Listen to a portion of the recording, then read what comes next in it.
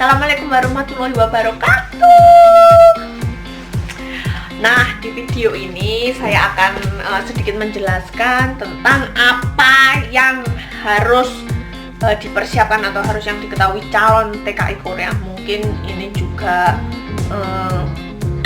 tidak hanya untuk calon TKI Korea, tapi juga calon TKI ke negara lainnya. Ini menurut saya ya, menurut pengalaman. Nah, apa yang harus dipersiapkan menjadi seorang TKI ke Korea? Yang nomor satu, pertama, bahasa. Nah, bahasa adalah satu-satunya alat komunikasi. Ya, ada bahasa lisan atau bahasa tubuh, tapi mau tidak mau kita harus mempelajari bahasa di negara tujuan. Maksud saya bahasa negara tujuan. Jadi kalau yang mau ke Korea ya belajar bahasa Korea, yang mau ke Hong Kong, Singapura, Taiwan, terus Brunei, Malaysia dan sebagainya, ya harus belajar bahasanya.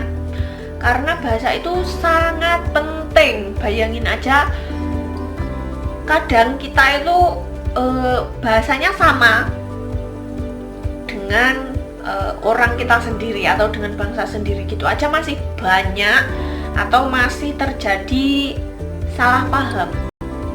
Bayangin kalau udah dengan bahasanya berbeda, terus kita nggak bisa bahasanya sama sekali, kalaupun ada kesalahan itu kita mau ngejelasinnya gimana?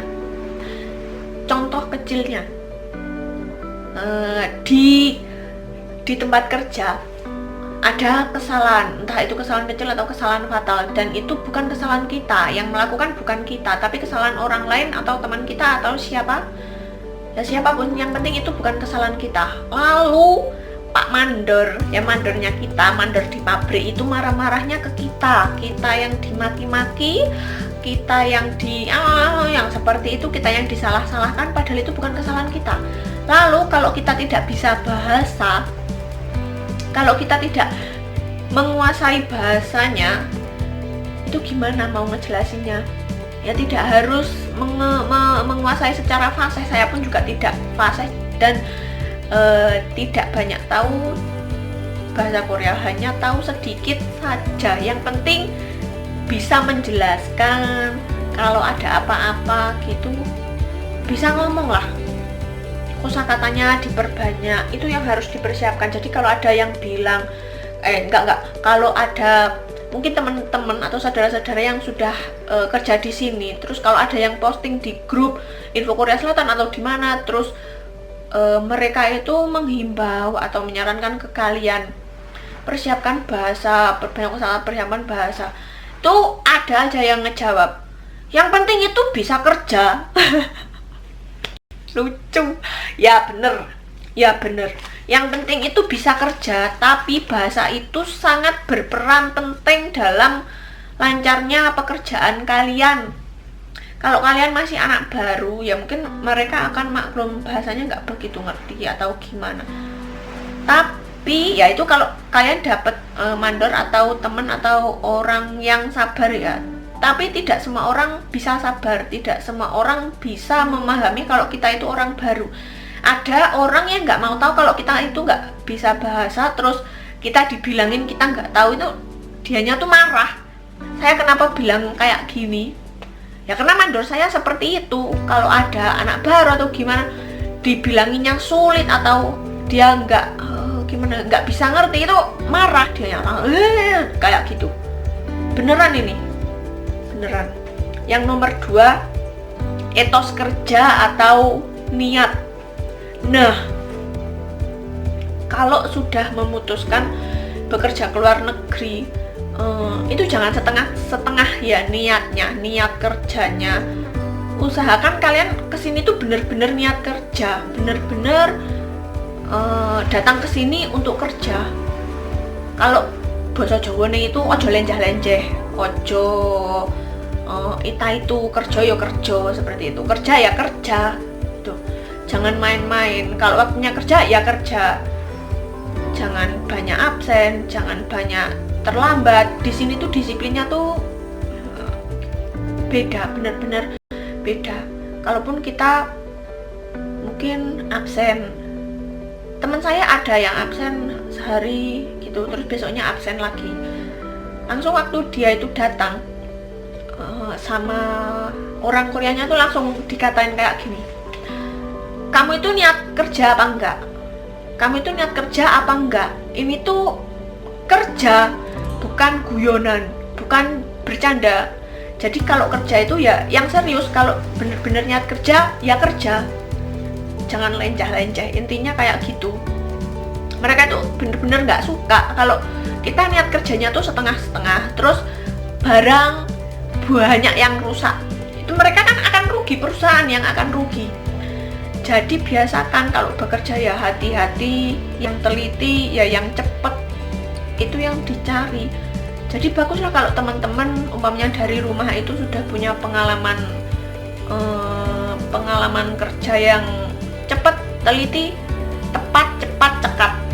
Gimana sih? Ya seperti itu. Nanti kalau ada barangnya yang rusak gitu ya ngomongnya kayak gitu lagi. Niat kerja nggak sih? Gitu. Niat kerja nggak sih? Kalau nggak niat kerja itu pulang. Beneran? Pernah dikituin kalau nggak gitu. Niat kerja nggak sih? Kalau dibilangin suruh hati-hati kalau kayak banyak barang yang rusak atau gimana, kayak nyepelein banget. Kayak menganggapnya itu barang rusak sepele. Dia tuh nggak ngerasain pihak yang dirugikan karena keteledoran pekerja itu gimana. Jadi itu atasan saya tuh pernah ada yang bilang, dia itu di rumah, di negaranya itu apa orang kaya sih? Kok kerjanya kayak gini banget? Ini beneran loh teman-teman, beneran kayak gitu. Jadi jangan punya ekspektasi kalau kerja di luar negeri atau kerja di luar negeri, khususnya di Korea Selatan itu ya kerjanya main, jalan-jalan, foto sama bunga, foto sama daun gugur, foto sama salju mungkin. Tak seindah itu. Saya rasa di negara-negara lain, teman-teman di negara-negara lain, TKI di negara-negara lain juga sama seperti itu. Tak seindah foto profil. Yang indah cuma waktu gajian doang. Nah, yang ketiga, mental. Gimana Don? Piye Don? Don, masyarakat gak gubris. Mental. Pernah nggak kalau kalian teman-teman yang sudah bekerja di luar negeri, kalau ada masalah langsung rasanya tuh pengen pulang banget gitu? Pernah nggak kayak kita tuh disolimi habis-habisan, ditekan, diintimidasi kayak gitu? Pernah nggak ngerasa pengen pulang banget? Pernah kan? Nah, di saat-saat seperti ini itu tuh kita tuh butuh mental yang bener-bener gimana ya, bukan mental yang menye-menye. Kita tuh butuh mental yang kuat, butuh mental yang tegar, butuh mental yang aku tuh nggak bisa kayak gini, aku tuh harus bisa, harus bangkit, harus, kalau ada masalah ya harus diselesaikan. Kita nggak boleh nyerah. Ada yang marah-marah gitu, kan kebiasaan ya. Mungkin kalau orang kita itu, teman-teman tuh kebanyakan, kalau yang mungkin ya, saya tidak mengatakan orang Korea itu kasar atau bagaimana, itu tidak, tapi kalau mungkin siapa sajalah, siapapun kalau lagi emosi gitu kan selalu gitu, langsung kayak gitu kan. Itu mungkin bagi kita yang tidak terbiasa dengan kata-kata kasar, dengan nada tinggi, dengan gimana ya, dengan menerima emosi dari orang lain, itu mungkin akan kaget. Tapi kalau sudah terbiasa ya biasa saja, seperti itu. Jadi siapkan mental. Jadi kalau mungkin saudara-saudara yang di sini selalu bilang persiapkan bahasa, persiapkan mental, siapkan mental, itu selalu dikatakan dari teman-teman yang sudah ada di sini. Kenapa? Karena memang kenyataannya itu seperti itu. Kita tuh dihadapkan dengan masalah-masalah yang sama sekali tak terduga, yang tiba-tiba pabrik bangkrut, yang tiba-tiba kita tuh dapat pabrik gajinya nggak sesuai dengan ketentuan yang diberikan oleh negara ya. Jadi untuk contoh, satu jam kerja itu kan 100.000 misalnya ya, itu cuma dibayar 60.000 atau 50.000, cuma 70.000. Kalau nggak gitu gajinya nunggak. Ada perusahaan yang nakal kayak gitu di Korea tuh ada ya, mungkin banyak, tapi ada. Terus pabrik bangkrut, terus bosnya itu kabur, gaji 3 bulan belum diberikan, seperti itu ada banyak. Jadi kejadian-kejadian yang seperti itu harus dihadapi dengan mental yang benar-benar kuat kan. Ya siapa sih yang pengen? Itu kan kejadian yang tidak diinginkan oleh semua orang kan. Siapa yang pengen? Nggak ada yang pengen. Yang kita bisa kan cuma siap-siap dengan kemungkinan terburuk. Tapi ya amit-amit jangan sampai lah, jangan sampai. Aduh, ngenes ngerasane ning luar negeri ki jane. Panggasir balik, ingin pulang. Ya segera. Yang nomor 4, adaptasi. Yang sulit, adaptasi makanan. Mungkin kalau kalian di negara lain, kalau kalian bisa masak seperti itu masih enak ya. Atau yang di Korea masih bisa masak masakan Indonesia itu masih enak. Tapi kalau udah nggak bisa masak, tidak boleh masak ya. Ini setiap pabrik itu peraturannya berbeda-beda. Udah nggak boleh masak. Terus kantinnya pabrik itu masakannya tuh bener-bener, mungkin kalian akan nangis dan berat badan kalian akan turun drastis sampai 5 kilo atau 10 kilo itu bisa. Jadi kalau kalian tuh lihat teman-teman di sini yang dulunya mungkin foto di Indonesianya itu mereka cukup bertubuh, subur, gemuk, kekar seperti itu, lalu sudah di sini berapa tahun itu langsung kayak kurus, terus sini mata panda, terus kantong mata itu sudah hal yang biasa dan hal yang sangat lumrah. Karena apa ya, seperti itu udah makanannya ya gitulah, dipersiapkan. Saya tuh bener-bener pernah kalau cuma makan nasi putih sama kimchi, bayangin rasanya. Kalian tuh yang belum tahu rasanya kimchi tuh ya kecut gimana gitu. Kecut itu asem ya, asem campur. Kalau yang enak ya enak, manis gitu, enak banget, gurih itu enak. Tapi jarang kalau yang di kantin pabrik atau kantin perusahaan itu terus kimchinya enak. Gimana lagi yang ada cuma daging babi. Kita mau tidak mau kan yang dimakan ya hanya itu, nasi sama kimchi. Kalau nggak gitu cuma supnya itu sup kecambah. Itu pun cuma kayak air dikasih garam. Beneran pokoknya Indonesia ini panganan enak Indonesia, sumpah. Kok lek wis ning luar negeri lagi iso bersyukur karo panganan Indonesia enak, yakin. Nah, oh iya, adaptasi nggak cuma makanan tapi juga cuaca. Nah, kalau biasanya di Indonesia cuma ada 2 cuaca, 2 iklim. Bener ding, 2 cuaca. Aku ngomong apa sih, iklimnya tropis, tapi emang enak 2 cuacane sedang musim maksudnya. Ya Allah, apa maksud saya musim kok 2 cuaca, masya Allah. Sampai blank sangke mikir di bahasa Indonesia ki mikir aku angel. Maaf ya. Ya maksud saya itu 2 musim. Kalau di Indonesia itu hanya musim hujan dan musim kemarau, tapi kalau di Korea itu ada 4 musim semi, musim panas, terus musim gugur, terus musim dingin. Nah, perbedaan musim yang ini kan gantinya cepet banget ya, cuma 3 bulan gitu kan. itu kadang tubuh kita yang biasa di iklim tropis atau negara dengan 2 musim seperti Indonesia itu kadang kaget beneran, apalagi kulit jadi jerawat seperti ini atau kulitnya jadi kering, begisik ya, begisik bosonya, atau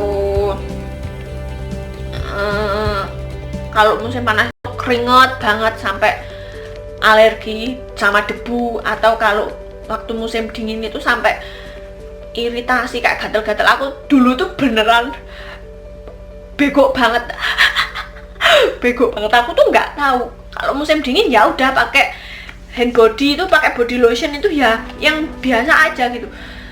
Ternyata itu bener-bener nggak mempan, nggak mental gitu aja, nggak mempan di set gitu, nggak mempan sama sekali, kulit itu nggak lembab, nggak gimana mana. Mohon maaf ya, dulu tuh pernah di paha sini itu kayak ruam merah terus gatel gitu. Aku kira itu tuh aku tuh alergi atau iritasi gimana gitu, bener-bener gatel, panas, bener aja panas, kayak pengennya tuh aku garuk terus pengennya, tapi aduh ini aku kasih apa. Terus kalau kalian tahu yang di Indonesia itu kayak minyak apa ya itu, minyak tawon, tahu nggak minyak kayak gitu, pokoknya yang kalau kita gatel apa gimana terus diolesin itu loh.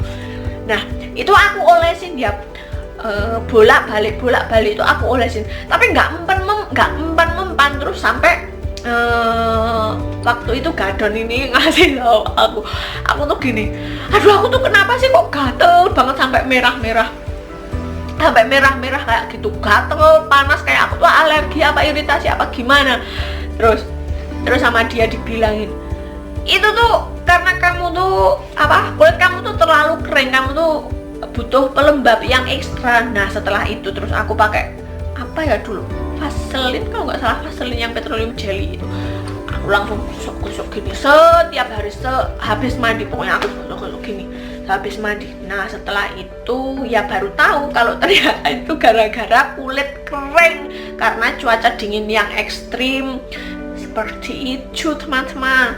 Kalau keluar ya usahakan pakai penutup kepala, kalau pakai jaket ya usahakan yang ada kupluknya gini, yang ada topnya, karena pusing kalau terlalu dingin, pusing. Saya kan anak desa, bocah desa, jadinya tuh ya boro-boro musim dingin ya jalan-jalan kena angin aja saya masuk angin, apalagi musim dingin. Jadi ya selalu setia membawa minyak angin, setia membawa obat anti masuk angin seperti itu sampai sekarang, padahal sudah 4 tahun tetap aja masuk angin, udah bawaan dari desa.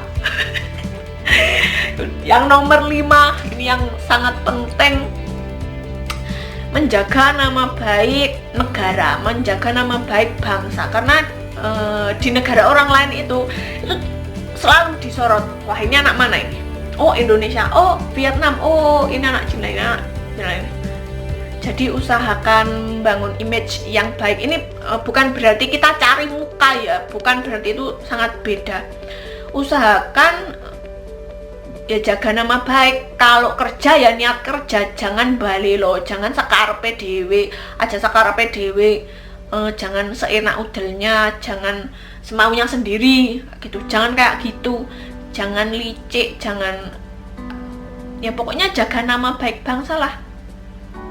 Jangan sampai nanti hanya gara-gara 1 atau 2 orang atau 3 orang jadi orang Koreanya berpikiran udahlah jangan pakai orang Indonesia lagi. Nanti kan kasihan temen-temen atau junior, waduh saja koyo apa, kasihan temen-temen yang lagi proses yang mau kerja ke Korea jadi nggak cepet terpanggil gitu kan, kasihan. Nanti kalau kita kerjanya bagus, kalau kita kerjanya rajin, kalau kita kerjanya bener-bener atau sungguh-sungguh, itu kan orang Korea jadi mikir gitu loh, ini orang Indonesia ini udah bahasanya pinter, terus kerjanya rajin, diajarin cepet bisa gitu kan, mereka jadi punya inisiatif lagi, ambil orang Indonesia aja lagi lah, jangan dari negara lain. Kan ya alhamdulillah gitu loh teman-teman kita yang lain yang belum berangkat itu bisa cepet berangkat seperti itu. Jadi kalau di sini saya bilang tadi yang nomor 1 bahasa, nomor 2 etos kerja atau benar-benarnya kerja, yang ketiga mental. mempersiapkan mental dan berdoa semoga dapat pabrik yang baik, dapat pabrik yang benar. Jadi bisa lancar, nggak usah pindah-pindah pabrik sampai kontrak 4 tahun 10 bulan. Yang keempat, adaptasi, terus menjaga nama baik bangsa, bener-bener dijaga ya. Semoga video dari saya ini bisa membantu teman-teman. Saya hanya ingin sharing, hanya ingin berbagi yang saya ketahui, berbagi yang saya alami mungkin. Ya semoga bermanfaat untuk teman-teman yang sedang proses ke Korea Selatan. Memang prosesnya itu sulit dan harus disertai kesabaran yang sangat ekstra. Jadi ya tetap sabar, tetap semangat, dan jangan lupa didorong dengan doa. Jangan lupa doa orang tua, doa ibu dan bapak yang paling seperti itu. Makasih ya teman-teman udah lihat videoku, udah nyimak videoku sampai habis. Ya sudah, jangan lupa like, komen, dan subscribe my YouTube channel. Saya Nindu Sinta, makasih, bye bye.